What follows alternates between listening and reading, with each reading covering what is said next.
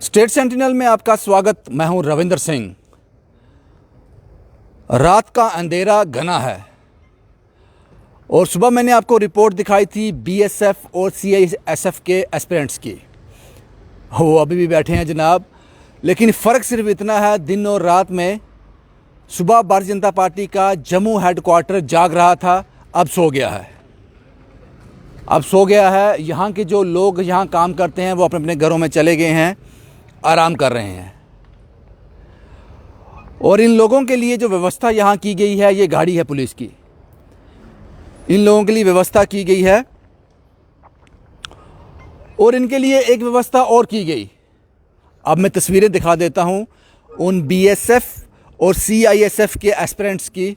ये तस्वीरें हैं नंगे बदन। ये एक पीसफुल प्रोटेस्ट है, यहीं सो रहे हैं। आपको याद होगा मैंने दिन में आपको बताया था कि इन्होंने एक यहाँ पे तंबू, एक टेंट लगाया है। हाँ, पुलिस वालों ने हटा दिया।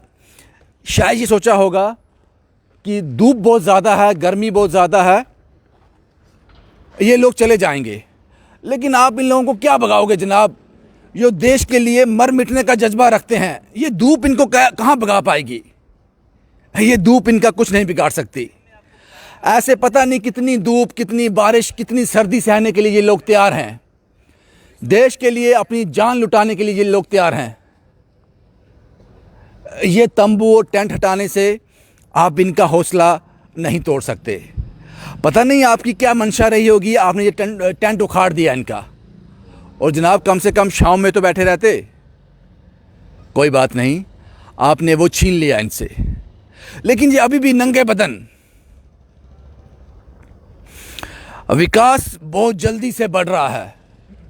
छोटा बच्चा था विकास, जवान हो रहा है, मुझे लगता है बूढ़ा भी हो गया है।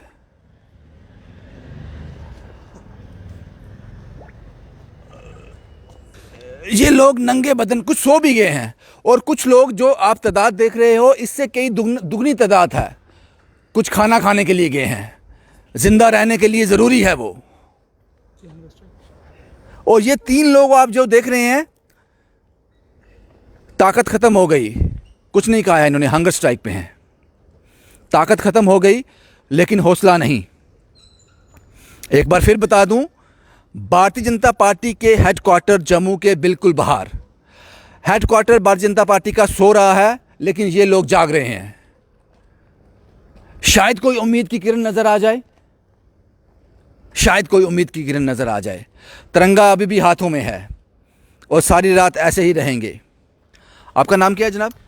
सर मेरा नाम दीपक कुमार है। दीपक जी, अब तो हल्की हल्की नमी भी है, थोड़ी थोड़ी ठंड भी है, आप नंगे बदन बैठे हो, और जो टेंट था वो भी उखड़ गया।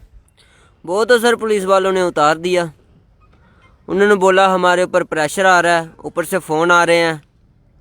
हमने बोला कि अगर आपको ऊपर से फ़ोन आ रहे हैं तो हमारे पास क्यों नहीं आ रहा कोई, हमारे पास भी आए ना, हमें पूछे ना क्यों बैठे हो आप। हम रविंद्र रैना से यही बात कहना चाहेंगे कि जो उन्होंने बोला था कि 24 तारीख को हम दिल्ली से वापस आएंगे, आपके लिए एक गुड न्यूज़ लाएंगे, ना तो गुड न्यूज़ आई ना तो वो खुद आए। आज 25 भी ख़त्म हो गई है। हम सुबह से यही वेट कर रहे थे कि रविंद्र रैना सर आएंगे और हमें जो गुड न्यूज़ मिलनी थी उसका हम वेट कर रहे हैं। अभी तक ना तो वो खुद आए ना तो कोई न्यूज़ आई है।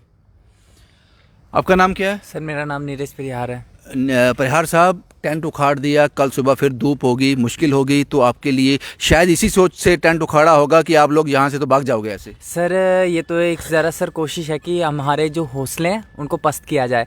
सर पहले क्या था कि थोड़ी ठंड जब होती थी तो दिन निकल जाता था, लेकिन आज से इतनी ज़्यादा गर्मी हो गई सर। आज हम जब दिन में धूप में बैठे सर, इतनी बुरी कंडीशन हो गई। हमारे कई बच्चे जो हंगर स्ट्राइक पे बैठे थे, इनकी तबीयत काफ़ी बिगड़ गई। तो काफ़ी रीजन से दूर दूर से लड़के आए हैं, काफ़ी ठंडे इलाके से आए, धूप इतनी बर्दाश्त नहीं कर पाते। हमने इंतज़ाम किया, हम सर गरीब परिवारों से आते हैं, हमने 10-10 रुपये कलेक्ट किए। हमने एक टेंट का इंतज़ाम किया कि चलो हम टेंट का इंतज़ाम कर लेते हैं। रात को ठंड होती, ओस पड़ती है, तो थोड़ा बहुत हमारा बचाव हो जाएगा हमारे बच्चों का। क्योंकि अगर हमें प्रोटेस्ट करना है पीसफुली, जो एक रिक्वेस्ट है, प्रोटेस्ट नहीं है, तो उसके लिए हमारे शरीर में ताकत चाहिए। हम अगर खुद बीमार हो जाएंगे तो ये प्रोटेस्ट जो एक रिक्वेस्ट आगे कैसे बढ़ेगा। तो सर हमने इसका इंतज़ाम किया, लेकिन पुलिस आई, उसने बोला कि हमारे ऊपर प्रेशर पड़ रहा है तो आपको ये उखाड़ना पड़ेगा। हमने बोला सर सर अगर आपके ऊपर प्रेशर आ रहा है तो सरकार हमारे पास क्यों नहीं आ रही? रैना साहब ने हमें वादा किया कि आप 25 को आइए। सर वो अपने वादे को ये नहीं जानते कि जो बच्चे इतने दूर दूर से आएंगे सर, सारे जम्मू के तो नहीं है इतने, मैं डोडा से हूँ, कोई कठुआ से, कोई रामबन से, कोई कितने कितने दूर से आए हैं सर, किराया खर्च के आए हैं सर, गरीब परिवारों से आते। 24 दिन हो गए, 2 तारीख से हमारा कंटिन्यू ये प्रोटेस्ट चल रहा है, जो हमारा सिलसिला चल रहा है। तो सर आप सोचिए कि उन्होंने एक ट्वीट भी नहीं किया। अगर वो एक ट्वीट करते, अगर सारे बच्चे फॉलो नहीं करते हैं, ट्विटर नहीं चलाते, हम ग्रुप में डाल देते कि आप आज मत आइएगा, आप अपना टाइम जो है वेस्ट नहीं कीजिएगा। लेकिन सर हमें बताया नहीं क्या कुछ भी। फरहाद साहब मुझे एक चीज़ बताओ, जी सर। आप इन लोगों को भी बताओ, मुझे मत बताओ, इन लोगों को बताओ। जी सर। आप लोग देश की सेना में भर्ती होना चाहते सर। हो, BSF और CASF, आपको लगता है ये धूप पावा कुछ बिगाड़ सकती है? सर अगर धूप बिगाड़ पाती, ठंड बिगाड़ पाती तो सर ये जो बच्चा इधर बैठा भी यहाँ नहीं होता सर। हम अभी भी, लेकिन ये गलतफहमी का शिकार है कि टेंट उतारने से चले जाएंगे। मैंने एक ही बात बोली ना, जब तक हमें ज्वाइनिंग नहीं मिलेगी ना, अगर धूप बारिश कुछ भी हो जाए सर, अगर बच्चा यहाँ से हिल जाएगा तो मैं भी यहाँ हूँ, सरकार भी यहाँ है, तो बोल देना सर। हमारे अंदर इतनी ताकत है, अगर हम फौज में जाना चाहते हैं तो हमारे अंदर सहनशीलता की ताकत है सर। आपको ये प्रोटेस्ट बड़ा लंबा खींचना पड़ेगा, उसका कारण बताता हूँ। क्योंकि उन्होंने तो साफ कर दिया कि जब कैबिनेट की पहली मीटिंग होगी, हमारा चीफ मिनिस्टर होगा, हमारी सरकार होगी, कैबिनेट की पहली मीटिंग में वो हल होगा, तो फिर ये लंबा कब तक आप बैठे रहोगे यहाँ पे? सर जब तक हक, मैंने अभी आपसे कमिट कर रहा हूँ, जब तक हक नहीं मिलेगा हम यहाँ पे बैठेंगे। हम पीसफुली पहले स्टार्टिंग दिन से बैठे हैं, चाहे इसमें कितने मंथ्स लग जाए, हम कंटिन्यू बैठेंगे बैठेंगे बैठेंगे। फिर अगर हमारे आगे हमारे बारे में कुछ नहीं किया जाता, हमने एक ही डिमांड की, घर तो हम जाएंगे नहीं, या तो पुलिस उठा के हमें जेल में डाल दे, या सरकार जो भी करना चाहती है अपने तरीके से करे। हमें फंडामेंटल राइट दिया गया है पीसफुली प्रोटेस्ट करने का, और हम एक जगह बैठ के एक धरना दे रहे हैं, वो भी शांतिपूर्वक एक रिक्वेस्ट कर रहे हैं। अगर हमें फिर भी पुलिस उठा के लेती है, हम जाने को तैयार है, हम जान देने को तैयार है, लेकिन हम यहाँ से टस से मस नहीं होंगे सर। आपका नाम क्या है जनाब? सर मेरा नाम अजय कुमार है। अजय जी ये बताएं, सबसे पहले ये बताएं, इन लोगों ने तो बता दिया, सबसे पहले ये बताएं ये BSF और CASF का पहले मैंने दिन की रिपोर्ट में बताया था, लेकिन जो व्यूवर अभी जुड़े हैं वो जानना चाहते हैं आपका मसला क्या है? सर मसला हमारा कुछ ज़्यादा नहीं है, हमारा छोटा सा मसला है कि जो ये पहले प्रोटेस्ट होते थे उसमें ये था कि उन्होंने रिटर्न क्वालिफाई नहीं किया था, उसको उन्होंने ऐसे बंद कर दिया। ऐसे मत बताएं, ऐसे बताएं कि 2018 में एक नोटिफिकेशन निकली थी, उसमें क्या था? सर हमारी जो सबसे पहले हमारी नोटिफिकेशन निकली 2018 में, तो सभी वाले लड़के हमारे ऐसे खुश हो गए कि नोटिफिकेशन आई है 2016 के बाद 2018 में नोटिफिकेशन आई है। हाँ हमने वो फॉर्म भरा 2018 में, हमने जो नोटिफिकेशन आई थी हमने 2019 में अपने जो टोकन वगैरह मिलते हैं BSF की तरफ से भर्ती देखी आपने? हाँ वो भर्ती देखी हमने। फिजिकल के लिए एक पूरा साल मेहनत की उसके लिए, पूरा सुबह उठ के 4 बजे जाना रनिंग। जय भारत माता की जय।